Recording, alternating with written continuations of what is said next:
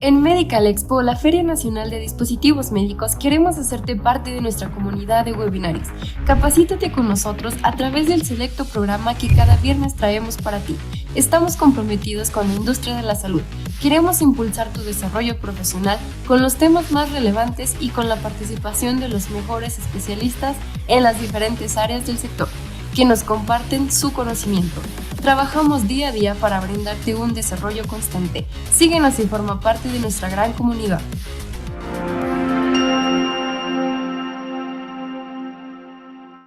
Hola, buen día a todos, estimada comunidad de Medical Expo, bienvenidos. Soy Alejandro Ruiz y quiero invitarles, aprovecho para compartirles un mensaje muy importante acerca de Medical Expo antes de comenzar con el webinario del día de hoy. Bueno, y la realidad es que se acerca nuestra próxima edición de Medical Expo el próximo 29, 30 y 31 de octubre en el World Trade Center Ciudad de México. Les comparto también que en esta edición tendremos, como las anteriores, programas académicos con bloques especializados para todos nuestros invitados del sector salud. Además de que vamos a contar con marcas grandes de insumos médicos, dispositivos médicos. Y recuerden que este es un evento enfocado totalmente a los profesionales de la salud o a los relacionados con la industria de la salud o los insumos y dispositivos médicos. Y bueno, ya entrando en el tema de lo que es el webinario, el día de hoy me complace compartir con ustedes eh, que, que realmente tenemos como invitada especial a nuestra ponente, la doctora Beatriz Romo Pardo, neurólogo pediatra con experiencia en trastornos del neurodesarrollo, especializada en trastorno del espectro autista, con un máster en trastornos y certificada en evaluación y diagnóstico. La doctora Beatriz el día de hoy nos representa con su tema de la Sociedad Mexicana de Neurología y Pediatría, de la sociedad formada por neurólogos, pediatras y afines sin fines de lucro, con el objetivo de agrupar a los profesionales a través de la promoción y actualización de sus conocimientos en la materia y fomentar la participación activa de sus miembros. El día de hoy nos comparte sus conocimientos con el tema del trastorno del espectro autista, detección e intervención temprana. Adelante, doctora Beatriz, el público es suyo. Le doy la bienvenida para que pueda presentarse e iniciar con el tema. Bienvenida. ¿Qué tal? Muchísimas gracias. Pues es un gusto estar aquí con ustedes para hablar de este tema que tanto me gusta y bueno, espero que sea de utilidad para todos. Como comentaban, soy parte de la Sociedad Mexicana de Neurología Pediátrica, actualmente soy tesorera y va a haber un congreso próximamente, están todos invitados, es del 6 al 11 de mayo. Bueno, pues vamos a ver. Entonces, vamos a hablar acerca del trastorno del espectro autista, sobre todo de la detección temprana y por qué es importante esta detección. Pues principalmente es importante porque nos permite hacer una intervención temprana y ayudar a los pequeñitos en el mejor momento.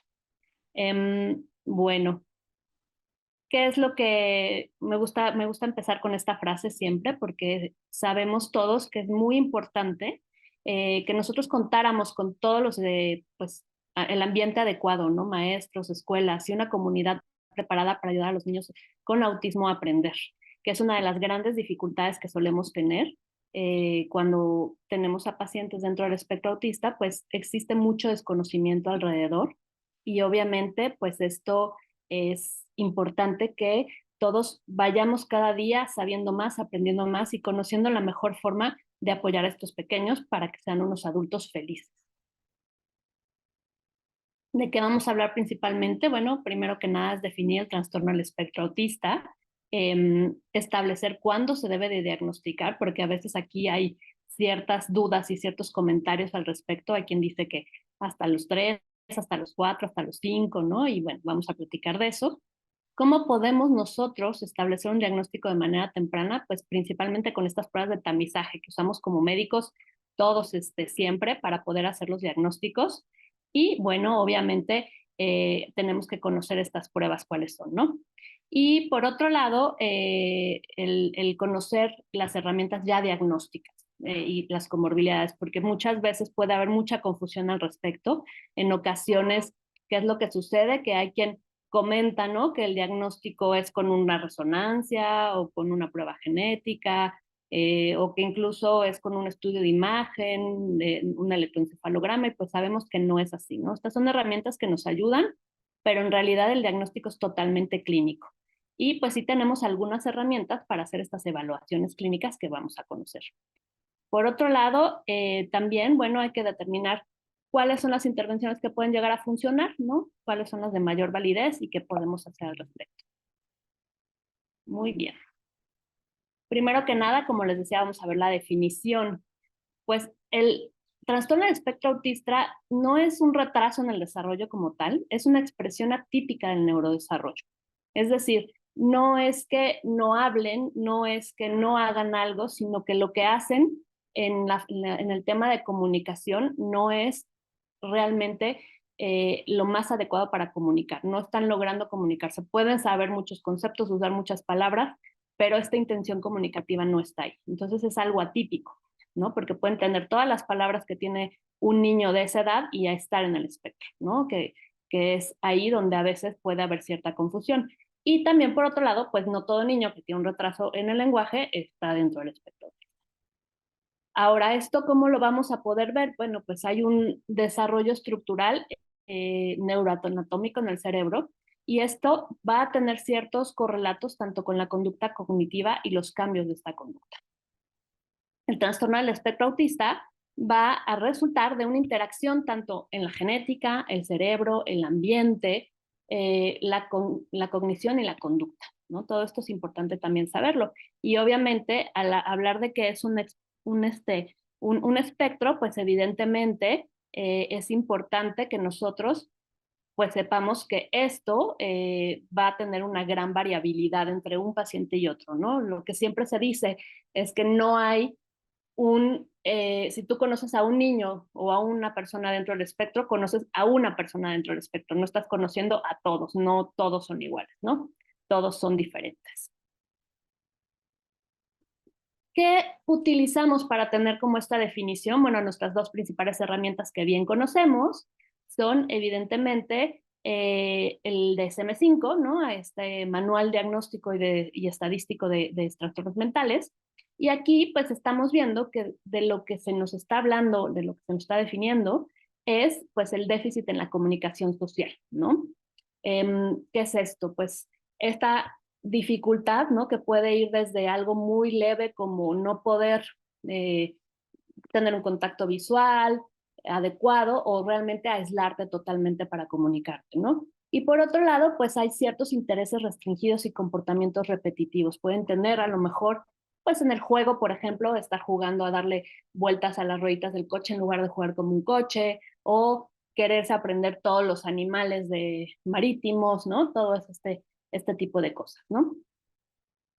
Ahora, esto es importante comentarlo que se presenta en la infancia temprana, ¿no?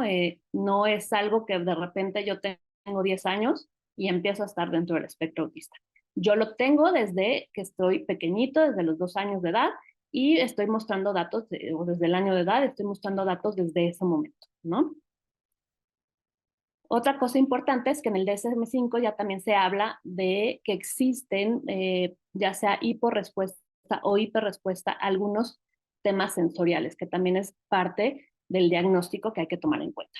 Por otro lado, tenemos igual una definición muy parecida en el CIE-11, ¿no? Está déficit en la comunicación e interacción social recíproca, obviamente, y pues algunos patrones de comportamiento e intereses repetitivos, inflexibles y restringidos, ¿no? También nos habla de que es inicio en la infancia temprana. Ahora hablemos de prevalencia. Este es un tema muy interesante porque existe, dependiendo obviamente de la técnica estadística para hacer este tipo de definición de epidemiología, pues qué tantos niños pueden estar registrados, ¿no? En el 2001 se decía en Inglaterra que un niño de primaria de cada 166 estaba dentro del espectro autista, ¿no? Más adelante también estábamos viendo al otro lado del Atlántico, en Nueva Jersey, que decían uno de cada 150 niños.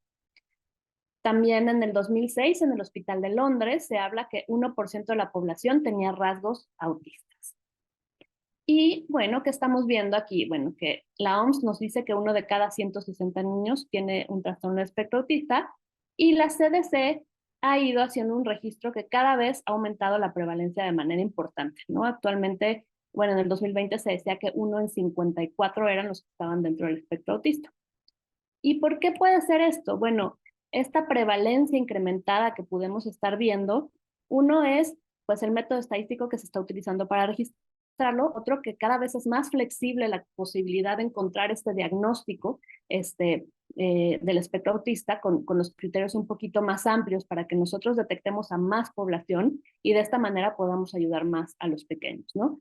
Entonces, bueno, esto es algo interesante ver cómo esta prevalencia ha aumentado, pero quizás también es importante decir que esta prevalencia, en cierto modo, sí había antes más gente dentro del espectro que no se estaba diagnosticando y ahora ya la estamos diagnosticando, ¿no?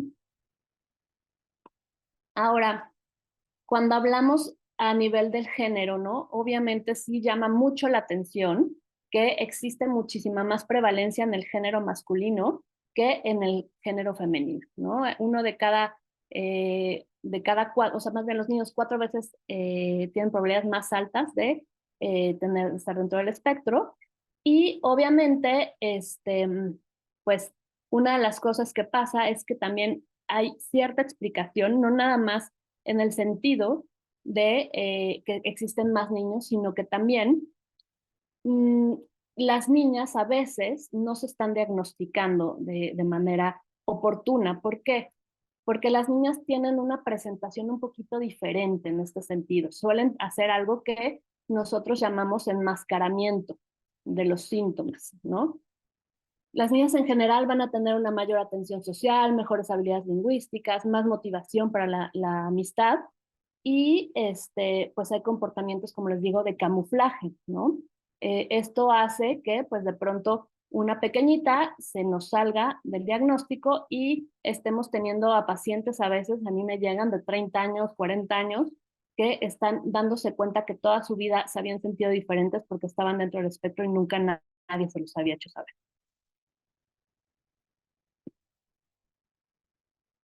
No tenemos mucha estadística en México, se cree, o en el estudio más, digamos, extenso que se ha hecho, es que hay uno de 115 a 120 personas que pueden estar dentro del espectro autista. ¿Ok? Estaba viendo aquí una preguntita que me estaban haciendo, la voy a contestar de una vez. En cuanto a qué expectativa de vida tiene un autista atípico de 30 años. Él se encuentra en familia y medicado por psiquiatras y neurólogos.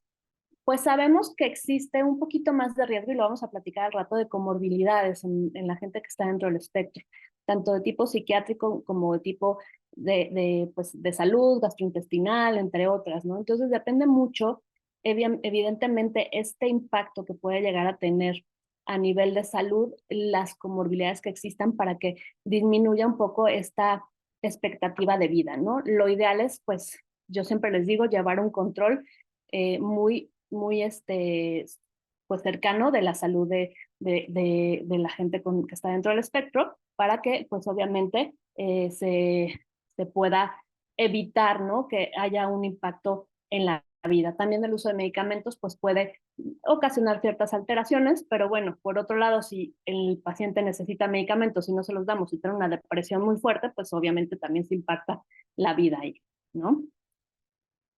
Ahora, ¿cómo vamos a hacer el diagnóstico? Bueno, el diagnóstico se hace principalmente como todo, ¿no? Tenemos que vigilar eh, en todo momento. Y para vigilar, pues tenemos que conocer los factores de riesgo, ya sea prenatales, perinatales, ¿no? En general.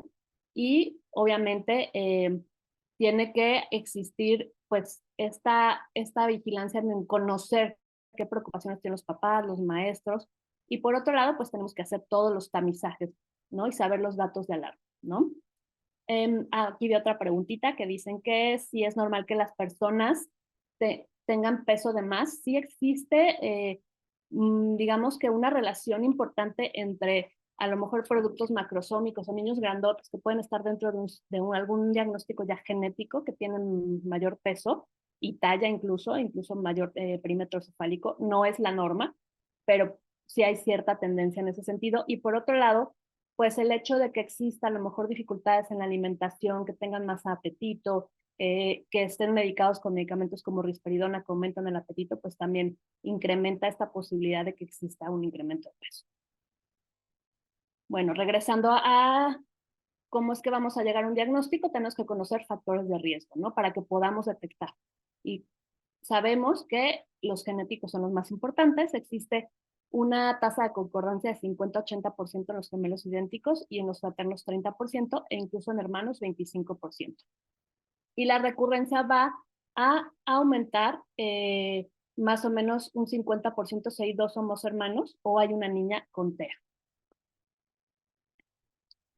Tenemos aquí ciertos factores de riesgo y esta puede contestar un poquito una pregunta de que si existe algún estudio para hacer este diagnóstico en portadores. Bueno, esta es la respuesta principal, ¿no? Depende, evidentemente, si es una variante de novo o es algo que ya está heredado. Es muy complicado hacerlo porque hay muchos factores y muchos genes que no están aún asociados. En realidad, la respuesta es no podemos realmente lograr nosotros identificar este riesgo al 100%, porque como les decía, es una mezcla entre genética, entre ambiente, entre evidentemente el hecho de los factores de riesgo perinatales y todo, ¿no? Pero quizás si sabemos que hay un familiar que está dentro del espectro, podríamos buscar intencionadamente si alguno de los otros familiares tienen por ahí algún gen relacionado al diagnóstico, ¿no? Se podría intentar, pero no es fácil, no se puede descartar del todo, ¿no? Bueno, ahora, tenemos pues diferentes tipos de alteraciones que pueden verse asociadas genéticamente y aquí tenemos que por un lado, bueno, pues puede haber alguna alteración en el número de cromosomas, como por ejemplo una trisomía 21 que muestra mayor riesgo de un trastorno del espectro autista o de lesiones o duplicaciones en ciertos síndromes e incluso el síndrome X frágil que se asocia mucho al trastorno del espectro autista y algunas otras alteraciones en los nucleótidos que puede verse asociada también al espectro. Aquí hay algunas otras alteraciones muy evidentes que podemos ver. Otro factor de riesgo es la edad avanzada, en mayores de 35 años, en general mujeres es mayor el riesgo y se ha visto mayor relación con el riesgo en los padres, arriba de 45 años por el lado paterno, aumenta el riesgo también. Algunas complicaciones en el embarazo pueden ocasionar mayor riesgo. El periodo intergestacional menor a 24 meses no ha mostrado evidencia suficiente, así como tampoco la exposición a ciertos medicamentos, pero aún así, bueno, se trata de utilizar menos por ejemplo, valproato de magnesio en general para cualquier riesgo de problemas del sistema nervioso central. Y pues el peso elevado, la diabetes, la hipertensión materna y la enfermedad autoinmune también son factores de riesgo. Los pretérminos abajo de 32, también los que tienen un peso elevado arriba de 95 pueden tener mayor riesgo si hay hipoxia o trauma. Y pues no se ha visto que la contaminación ambiental o el estrés en realidad durante el embarazo muestren este tipo de riesgo. Los factores protectores siempre, ¿no? El suplemento de ácido fólico se ha visto que puede ser protector en todo lo que tenga que ver con el sistema nervioso central y conducta. Y pues disminuye un 40% el riesgo con un consumo preconcepcional. Ahora vamos a ver cómo lo vamos a diagnosticar, ¿no? Existe, como les digo, primero los signos de alerta. Vamos a regresar aquí para que lo vean.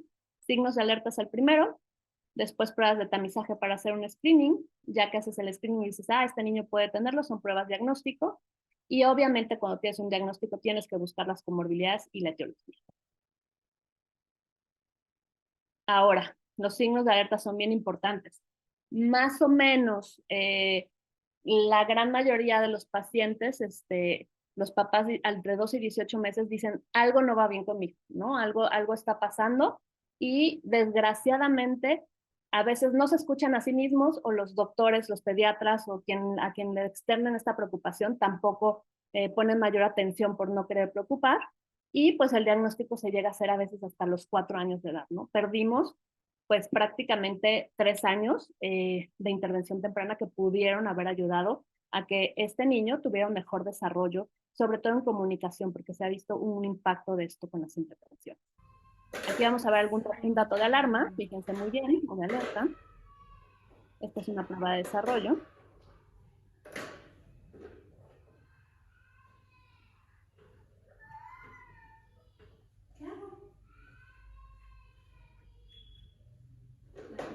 Y bueno, uno esperaría que un pequeñito, cuando nosotros le tapamos el objeto que le interese, pues te voltee a ver y te reclame viéndote, ¿no? Y realmente, pues lo único que hace es quitar las manos que le están estorbando, ¿no? Ahí se pierde un poquito esta intención comunicativa con la mirada y la vocalización dirigida. Aquí vamos a ver otro.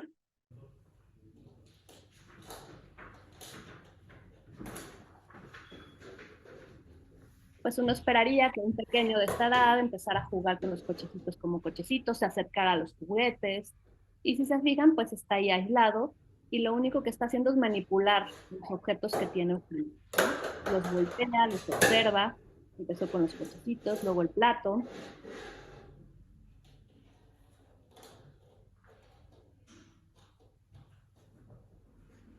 y luego toma un cubo y va a volver a hacer lo mismo. Ahí hay gente también dentro del lugar y pues evidentemente otro pequeñito a lo mejor le llama algo la atención y ¿qué hace? Mostrar, ¿no? Este es otro dato de alerta que muchas veces se observan los pequeños que están dentro del espectro que no tienen esta intención de comunicar mostrando algo que les llama la atención. Voy a ir. El tamizaje. Bueno, el tamizaje lo podemos hacer con pruebas desde los 18 a 24 meses, más o menos. Todo paciente que tenga un factor de riesgo se tiene que hacer el tamizaje, si tiene un hermano con autismo, por ejemplo, si hay preocupaciones de los padres o cuidadores o del pediatra. Ahí sí o sí tenemos que hacer. Y si no, en la visita de los 18 o 24 meses y 24 meses en realidad, ¿no? Y también hay forma de hacer tamizaje global, como por ejemplo la prueba EDI o Ages and Stages, que deberíamos de estar haciendo de manera global en todos a los 9, 18 y 30 meses, según las recomendaciones de la Academia Americana de Pediatría. Ya que se hacen estos tamizajes, como puede ser el MChat, que es uno que pueden ustedes encontrar en las redes fácilmente y hacerlo pues nada más preguntando a los papás. Si vemos que hay un riesgo, ya sea moderado o alto, en ese momento tenemos que tomar la decisión de enviar una evaluación. Y si es un riesgo alto, generalmente lo ideal es empezar las pruebas diagnósticas. ¿Qué pruebas diagnósticas tenemos? Existen varias. Las que se utilizan a nivel internacional son la entrevista para el diagnóstico de autismo, que es ADR, es una entrevista de 93 preguntas, y el A22, que es una evaluación que podemos hacer de acuerdo al grupo de edad y se establece pues si está o no dentro del espectro y en qué nivel de síntomas se encuentra. También tenemos esta evaluación que es un poquito más accesible, digamos, en el sentido que no necesita tanta especialización para aplicarla y te dice si está o no dentro del espectro y es un poquito más rápida que las otras. Las otras pueden durar de 1 hasta 2, 3 horas en realizarse. Estos son los materiales que se utilizan para el A22. Hay para todos grupos de edades, desde los 12 meses de edad se puede empezar a hacer hasta la edad de adultos. Y pues sabemos que tenemos que hacer un diagnóstico combinado, ya sea con una entrevista y con una prueba observacional como es el ADOS, ¿no? Ahora, el CARS, por ejemplo, si no podemos utilizar el ADR, por ejemplo, es una buena opción el utilizar CARS con ADOS, ¿no? Hacer esa combinación. Aquí les voy a mostrar una pequeña fracción de un A22.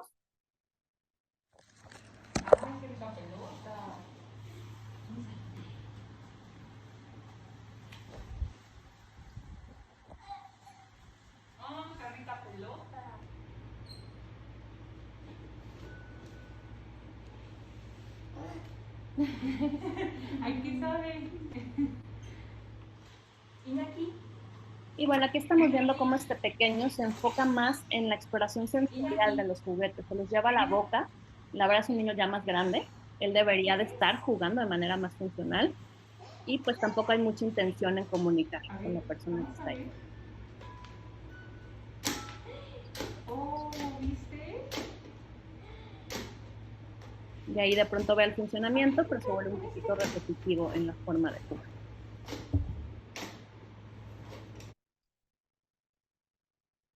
Y bueno, en la entrevista ADR, para no extenderme tanto en esto, generalmente lo que hacemos es este interrogatorio para papás, se buscan datos principales para ver si está dentro del diagnóstico y pues también se da un puntaje, ¿no? Y ya ves si cumple o no cumple criterios. Las comorbilidades son bien importantes, más o menos 70% tienen una condición médica, ya sea pues desarrollo o de psiquiátrica. ¿Y qué condiciones tenemos? Bueno, por ejemplo, trastornos del neurodesarrollo pueden ser algunas, eh, trastornos de la personalidad también, psiquiátricos, y obviamente pues problemas gastrointestinales, puede ser alguna otra situación que pueden llegar a tener, enfermedades como epilepsia, y es importante comentar que muchas veces, por ejemplo, dentro de los trastornos del neurodesarrollo, nosotros tenemos a un pequeño dentro del espectro, más o menos 45% llegan a tener una discapacidad intelectual, ¿no? Entonces, pues obviamente el manejo es muy diferente cuando sucede esto. Pueden tener trastornos del lenguaje, déficit de atención y hiperactividad, tics, por ejemplo, Tourette pueden llegar a tener. Y también otra cosa que vemos es que dentro de las enfermedades la epilepsia se llega a presentar más cuando hay algún tipo de discapacidad, y viceversa, ¿no? Aumenta el riesgo ahí. De los trastornos psiquiátricos sabemos que, por ejemplo, la ansiedad y la depresión se llegan a presentar mucho más frecuente en pacientes que tienen algún tipo de, pues, que como son funcionales o de alto funcionamiento, son los que mayor riesgo tienen. Dentro de las enfermedades también gastrointestinales, pues es muy frecuente a lo mejor un estreñimiento crónico. Y bueno, todo esto es importante, ¿por qué? Porque a veces nosotros decimos, no, es que no duerme el paciente, ¿no? Está muy mal. Y como no está comunicando, puede ser que lo que tenga es un reflujo o tenga un tema sensorial y nosotros le estamos dando medicamentos para que se duerma y pues de todas formas no se duerme, ¿no? Es una de las cosas que tenemos que estar bien pendientes, evaluarlas, diagnosticarlas y tratarlas. Y bueno, también me da más tiempo más adelante lo vemos. Y dentro del diagnóstico etiológico, bueno, sabemos que la prevalencia es muy elevada, ¿no? Sabemos que hay muchos casos, pero no sabemos realmente cuál es la causa en específico. Tenemos tanto factores genéticos como ambientales que lo pueden ocasionar, ¿no? ¿Y qué vamos a ver? Bueno, para las herramientas diagnósticas, evidentemente lo que todos tenemos que hacer es una evaluación clínica, ¿no? Ver si hay algún dato que me haga sospechar algo más allá. Una evaluación genética es súper importante porque es de las pocas cosas que nos va a permitir encontrar una etiología. Neuroimagen no siempre la tenemos que hacer, ahorita les voy a platicar por qué. Y pues obviamente descartar algún problema metabólico. Y los electroencefalogramas tampoco los tenemos que hacer siempre, solo si estamos sospechando algún tipo de epilepsia. Cuando tenemos esta historia clínica y familiar detallada y hacemos esta exploración física, pues vamos a ver el perímetro cefálico, si hay alguna dismorfia, si hay algo que me haga pensar en alguna manifestación cutánea que te haga pensar en algún diagnóstico como esclerosis tuberosa, o si hay alguna otra normalidad neurológica. Siempre tenemos que ver que no haya problemas auditivos o visuales, y la verdad es que siempre se tendría que hacer un estudio genético. Entonces, de la evaluación genética, pues obviamente se tiene que ver 3 generaciones y ver si hay alguien dentro del espectro o algún otro diagnóstico del desarrollo o psiquiátrico o conductual, así como neurológico. Hacer un examen físico y si se sospecha una enfermedad metabólica, hacer el test específico. Ahora, es muy importante que sobre todo si hay como algún tipo de factor de riesgo en la familia de alguien con discapacidad, alguien con autismo en la familia, sí o sí hacer una prueba de X frágil, ¿no? Porque esto es pues, la causa más frecuente de discapacidad intelectual y obviamente si hay más gente en la familia, pues hay que pensar que si está dentro del espectro y tiene discapacidad, tendríamos que hacer este diagnóstico. Si es niña, también es importante buscar el síndrome de Rett y obviamente siempre se debe de comentar a los familiares que se haga un estudio de análisis de microarrays. Ahora, en cuanto a neuroimagen, generalmente tenemos hallazgos incidentales, puede llegar a ser muy confuso, porque no es esto lo que te va a estar diciendo, sí tiene autismo porque tiene un quiste subaracnoideo, y no es así, ¿no? Entonces, tú cuando pides un estudio de imagen tienes que saber por qué lo pides. ¿Y cuándo lo solemos pedir? Pues cuando hay regresión en el desarrollo, cuando hay una microcefalia o una macrocefalia, cuando hay crisis epilépticas o Cuando a la exploración neurológica estamos viendo alguna anormalidad que me haga pensar que voy a encontrar algún en el estudio de imagen. Las pruebas metabólicas también se tendrían que estar haciendo cuando hay una regresión atípica. Si tenemos antecedentes de muertes en la infancia temprana, letargia, epilepsia precoz, si estamos viendo que hay una afectación multisistémica, una desnutrición que no se explica por nada, si están perdiendo habilidades motoras o si hay consanguinidad. Todo esto sí o sí tendríamos que buscar. Ahora, ¿qué es una regresión atípica? Esto es importante comentarlo. Bueno, es cuando se presentan estas regresiones después de los 2 años. Como bien sabemos, alguien que está dentro del espectro autista suele tener pérdida de habilidades de la comunicación entre el año y medio y los 2 años. Por eso es que un tamizaje se tendría que estar realizando dentro de este periodo. El electroencefalograma no se hace de rutina. Si hay algún tipo de regresión atípica, sí hay que hacerlo, sobre todo si pensamos en una epilepsia o un Ulando-Kleffner. Y pues obviamente siempre comentar que existe un mayor riesgo de epilepsia para que la familia esté atenta. Bueno, aquí les voy a mostrar un caso clínico. Es importante que veamos todos estos factores. Es una pequeña de 3 años 5 meses. La mamá tuvo 34 años al momento de la gesta. Aquí de factores de riesgo que vemos, pues diabetes gestacional y hipertensión. Ella, la bebé llora y respira al nacer. No se acuerdan muy bien del Apgar, pero, por ejemplo, bueno, estamos viendo que papá y abuela tienen trastorno bipolar. También tiene ansiedad el papá y la abuela paterna depresión. Y tiene una prima armada y un primo en 2º grado con autismo. Entonces tenemos tanto factores genéticos como ambientales perinatales para pensar en este diagnóstico. Ahora vamos a ver a esta pequeña. Ahí.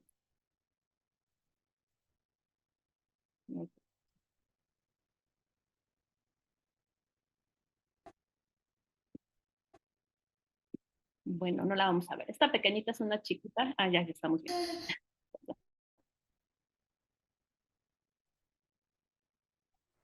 Aquí está. Pues, esta conducta estereotipada, ¿no? De balanceo que tiene. Están los juguetes, no interactúa con ellos. Si se fijan, sus manitas las tiene vendadas porque suele morderse cuando tiene mucha ansiedad. No mira a su mamá. Se gira. Ah, se gira. Wow. Ahora es tu turno. Y Siena's turn. ¿No? ¡Ah! You're back. Oops. ¡Wow! Good job, Siena.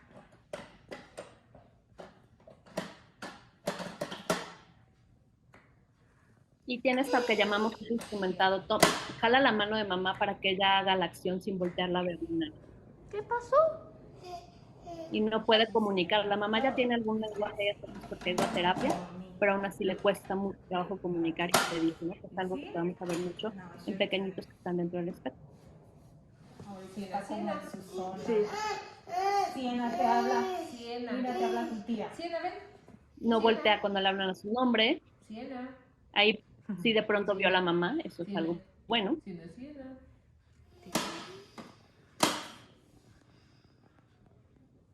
Y pues el juego funcional tampoco se le está dando el juego. Tiene también esta forma de explorar, ¿no? Y de hacer sonidos de manera repetitiva. Y bueno, vamos a ver su evaluación. Si se fijan, este es un perfil de desarrollo, es un Battelle. En el Battelle, ¿qué es lo que vemos? Vemos el área cognitiva, que está con un retraso importante, el lenguaje, que está con un retraso muy importante, la parte motora, que está pues dentro del promedio bajo, la social emocional con un riesgo de retraso y adaptativo también con un riesgo de retraso. Entonces estamos viendo toda esta evaluación, es un perfil que nosotros decimos que es heterogéneo y obviamente al ver este perfil heterogéneo pues nos damos cuenta que lo más afectado es en la parte de comunicación. Aquí vemos las subescalas, ¿no?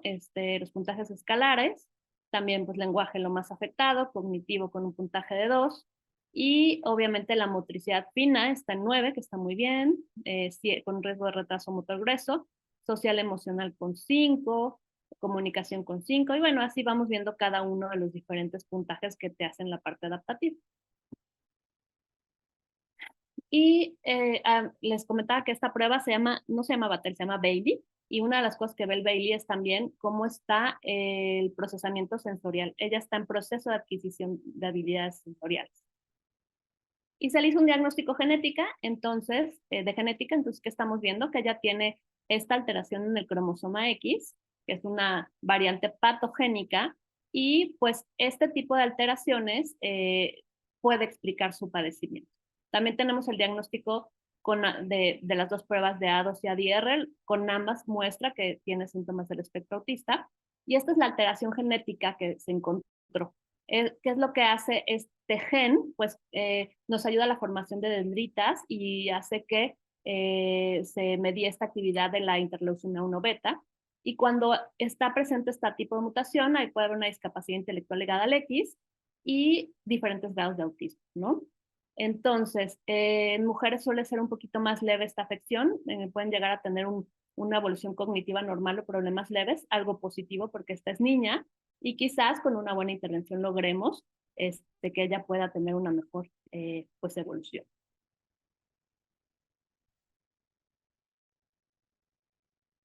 Y bueno, en conclusión, el TEA pues es este déficit de comunicación social e intereses repetitivos y restringidos que se presentan en la primera infancia.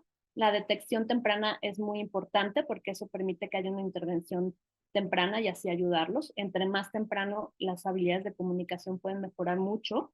Y las pruebas diagnósticas generalmente pueden ser A22 y ADR o CARS, por ejemplo. También tenemos pruebas ahorita en México que se han estado validando y que también tienen mucha evidencia científica y que valdría mucho la pena también explorar. Y es importante detectar siempre comorbilidades y tratarlas, ¿no? El pronóstico se va a ver muy impactado de manera muy positiva si nosotros hacemos un diagnóstico entre los 2 a 3 años de edad. Y bueno, los invito al Congreso de la Sociedad Mexicana de Neurología Pediátrica que se va a llevar a cabo del 6 al 11 de mayo en el Centro de Convenciones del Hard Rock de Guadalajara. Va a haber pláticas también en línea, incluso si se meten a la página de la sociedad, para padres, para maestros, para médicos no neurólogos pediatras y para neuropediatras. Un gusto. Espero que pueda ahorita resolver sus dudas y aquí estoy a sus órdenes.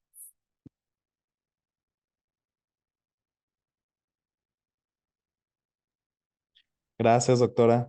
Bueno, al parecer nos han dejado algunas preguntas por aquí en el chat, entonces, pues quiero abrir oficialmente el espacio de preguntas y respuestas y si me lo permite, doctora Beatriz, comenzaría a mencionarle algunas preguntas. ¿Está bien? Perfecto.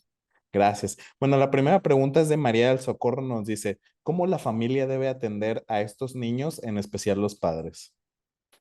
Pues cada niño, como comentaba, es diferente, entonces cada uno va a tener sus necesidades. Para atenderlos, lo que tenemos que hacer es encontrar ese perfil de desarrollo que tiene el niño, encontrar especialistas y escuelas y ambiente que nos pueda ayudar, ¿no? En general, ver cuáles son sus fortalezas y sus debilidades, ¿no? Porque como por ejemplo esta pequeñita que veíamos, la parte motora, pues no es su mayor problema, pero sí la comunicación, que suele ser el tema más importante y que tiene temas de autolesiones, ¿no? Entonces ahí tú tienes como papá, ¿no? Y como médico y como quien esté interesado en el niño, conocer su perfil, cuáles son sus necesidades específicas.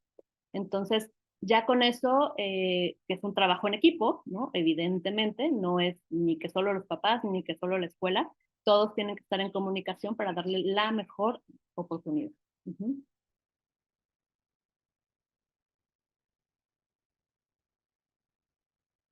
No sé si está bien esta respuesta. Gracias, doctora. Pasaríamos a la siguiente pregunta de Susana Velázquez. Nos dice, ¿es normal que sean personas que tengan peso de más? Esa la contesté muy al principio, pero bueno, sí es algo frecuente, no es que sea normal, es frecuente. Una de las cosas que sabemos es que incluso pues un factor de riesgo es ese, que tengan un peso elevado al nacimiento, ¿no? Hay pequeñitos que dentro de su perfil estamos viendo eso, ¿no? Que tienen peso y talla mayor que el resto. Y por otro lado, también existe esta parte que pues a veces tienen ansiedad o toman medicamentos que aumentan apetito, o problemas pues metabólicos que pueden llegar a tener que los haga tener más tendencia a la obesidad. Y ahí tenemos que tener mucho cuidado porque obviamente pues no queremos que haya una comorbilidad ahí al lado por una mala alimentación. La otra cosa también súper importante es que no había mencionado, es que también como tienen mucha selectividad a la comida, en ocasiones solo quieren comer carbohidratos o cosas crunchies o cositas así, y también eso hace que aumenten de peso, ¿no? Entonces es una serie de factores que hacen que sí exista mayor riesgo en este aumento de peso. De acuerdo, gracias. La siguiente pregunta es de Carlos Guzmán. Nos dice, ¿se puede diagnosticar en algún estudio como el NIPT o prueba de portadores antes del alumbramiento? Sí, de hecho también esa la comenté al principio, no existe como tal una prueba de portadores. Lo que sí se puede llegar a hacer, ¿no? Evidentemente es que si conocemos en la familia a alguien que está dentro del espectro autista y sabemos cuál es la mutación que está condicionando este diagnóstico, pues sí se tiene que ir a consejo genético y buscar intencionadamente. Pero no es que exista como tal una certeza, ¿no? Que yo diga, me hago esta prueba genética, ya no voy a tener hijos dentro del espectro con ningún problema de conducta o déficit de atención, porque hay mutaciones de nuevo y también hay todavía muchísima, pues, falta de información para saber realmente cuáles son los otros factores determinantes para que esté dentro del espectro un pequeño. Gracias. Nuestra siguiente pregunta es de Susana. Nos dice, ¿nos puede mencionar algunas terapias para ayudar a mejorar el lenguaje? Claro, bueno, dentro de las terapias para el espectro autista existe diferentes modelos. Los modelos que suelen ser como más conocidos, uno de ellos es ABA, ¿no? Que es como conductual, y también está el modelo Denver. En el modelo Denver es un modelo que nosotros decimos que es naturalista, ¿no? Nos permite que dentro de su ambiente natural nosotros encontramos oportunidades para tener pues una mejor comunicación, ayudarlo a tener más flexibilidad. Entonces ahí nosotros con ese tipo de terapia se ha visto, hay evidencia científica de que mejora mucho la comunicación, sobre todo si lo haces de manera temprana, ¿no? Entonces el modelo Denver es algo muy bueno que se puede utilizar. También se pueden combinar diferentes estrategias de acuerdo obviamente a los terapeutas que tengan realmente experiencia para lograr esta mejor comunicación, como por ejemplo existe el utilizar algún tipo de imágenes para poder comunicar, ¿no? A veces no se puede con palabras, pero se puede con imagen. Entonces también esto puede ser algo de utilidad. Entonces, sí existen muchas terapias, dependen del paciente mucho para ver exactamente cuál es la mejor. Gracias, continuamos. Tenemos por aquí un comentario de Fernando Villegas, nos dice, excelente charla, felicidades. Tenemos por aquí otra pregunta de Susana, nos dice, ¿es verdad que aunque tengan de edad real, su edad cerebral sea menor? Pues en realidad, en algunos rasgos sí, en algunas cosas sí puede ser. ¿Por qué? Porque para que tú te desarrolles a nivel integral, pues la parte social es muy importante, ¿no? Entonces, muchas veces puede ser, ¿no? Que tengan algunos intereses que tendría un niño más pequeño, ¿no? A veces son más ingenuos, ¿no? Entonces eso no permite que ese desarrollo social haga que se adapten del todo. No es que a todos les pase esto, pero sí puede existir ese riesgo. Realmente nosotros no hablamos tanto de edad mental a nivel funcional o a nivel de diagnóstico, aunque en las pruebas te lo dicen. Lo que más nos interesa es ese perfil que tiene de desarrollo, cuál es, digamos, el área que sí nos está mostrando a lo mejor un retraso como tal, y esa intervenirla, más que una edad mental como tal. Pero sí puede existir que en ciertas conductas y ciertas cosas esta ingenuidad haga parecer, ¿no? Que pues falta ahí desarrollar, y es por el tema social y comunicación principalmente. Gracias, continuamos. Nos dicen, ¿usted da consultas o podría compartirnos alguna dirección o contacto? Sí, claro. Bueno, yo estoy en la Ciudad de México, en el Hospital Español. Si gustan, ahí nos podemos encontrar, ¿no? Y también, bueno, pues si se meten a la página de la Sociedad Mexicana de Neurología Pediátrica, pueden encontrar a muchos médicos en las diferentes partes de la República, ¿no? Que pueden trabajar dentro del espectro autista. Gracias. Continuando con las preguntas, nos dice Daniel Piña, ¿es común que un paciente diagnosticado con autismo presente temblor final distal en manos? Pues en realidad Sí, es posible, no suele el temblor muchas veces está relacionado a lo mejor con un tema más como de ansiedad, entonces sí pudiera ser que lo presenten, ¿no? Es parte de, eh, por esta comorbilidad que puede existir con ansiedad, entonces sí, es algo frecuente. Ok, de acuerdo.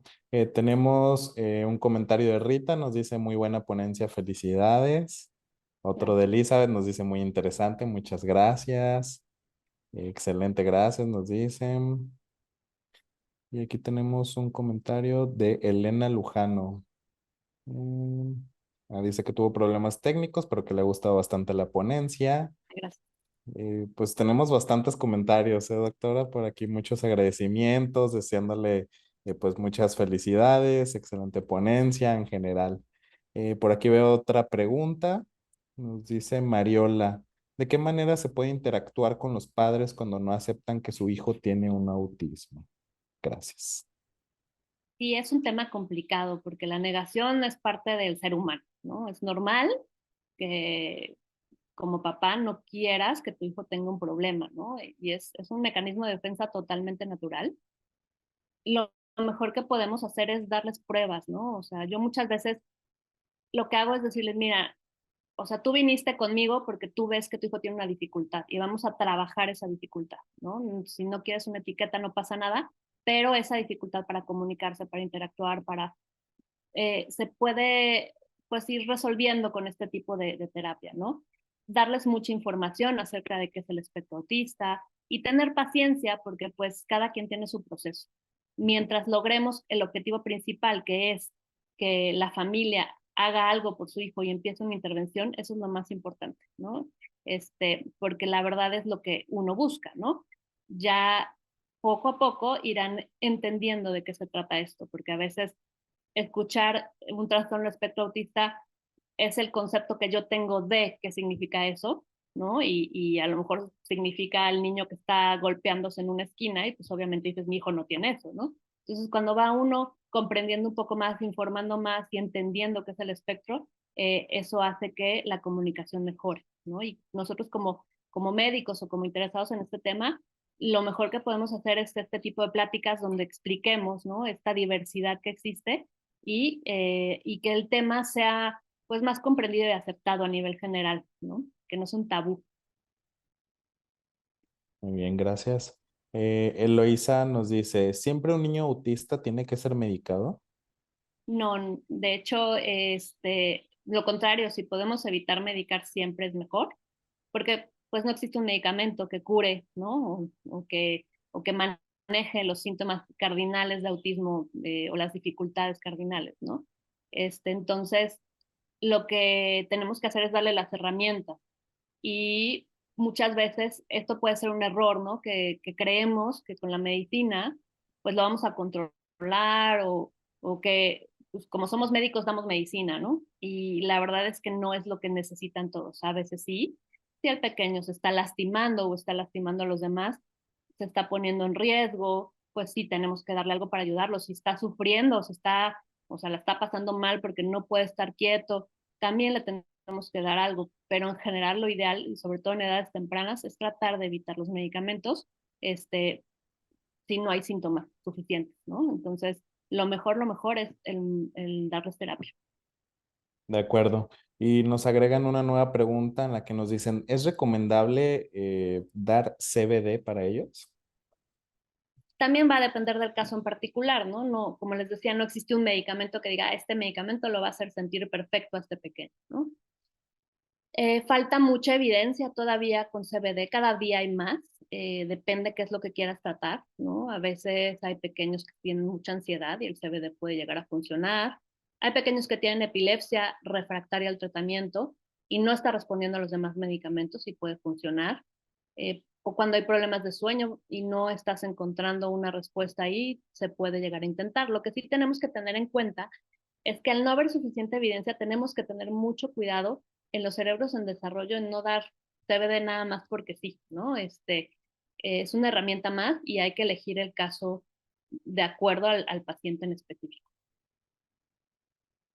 De acuerdo. Ya por cuestiones de tiempo voy a pasar a una última pregunta. Veo que algunas preguntas coinciden en el tema de que si hay alguna escala o medición para clasificar el grado de autismo.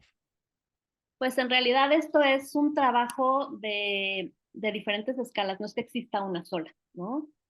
Nosotros tenemos que hacer este diagnóstico clínico, cada quien utiliza sus herramientas, pero tenemos que ver tanto las habilidades cognitivas como las habilidades adaptativas de la vida diaria, ¿no? ¿Qué tal, tanto el funcionamiento de este paciente está ahí presente o no? Y pues, por ejemplo, el A22 y el ADR te ayudan un poquito a decir el nivel de síntomas que tiene, ¿no? Si es un nivel bajo, moderado o alto, pero a veces no el que tenga un nivel alto significa que sea un caso severo. Entonces, la clasificación a veces es un poquito compleja en ese sentido porque no es una sola herramienta, es un criterio clínico el que nos ayuda a hacer este tipo de clasificaciones. De acuerdo. Y también veo que hay muchas personas interesadas en cuanto a la dirección del Hospital Español y de saber más acerca del tema. Si nos pudiera compartir alguna página o algún medio de contacto en el cual pudieran darle seguimiento a los interesados por el chat. Acabo de compartir mi correo electrónico. Si gustan, ahí me pueden escribir y con mucho gusto resuelvo las preguntas y bueno, obviamente les paso los datos que necesitan.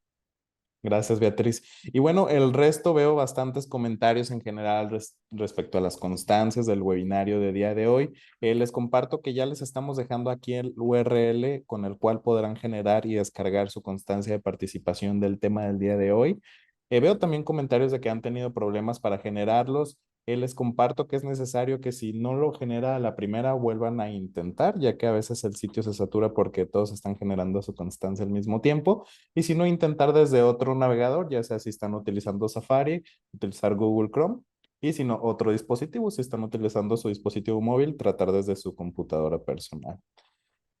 Eh, y bueno, gracias Beatriz por resolver todas las dudas de nuestra audiencia. ¿Alguna conclusión que quisieras compartir antes de pasar al cierre del día de hoy?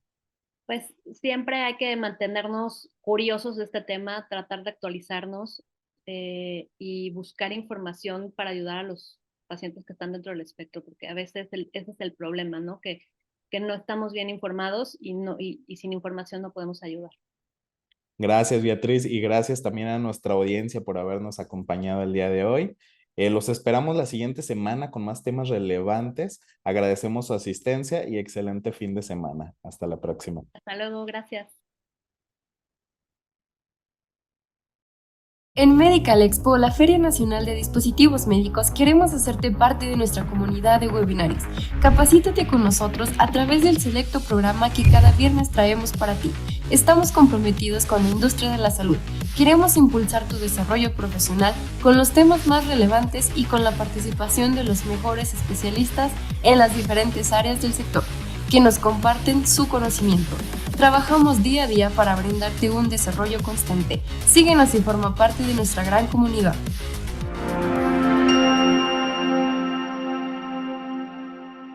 En Medical Expo, la Feria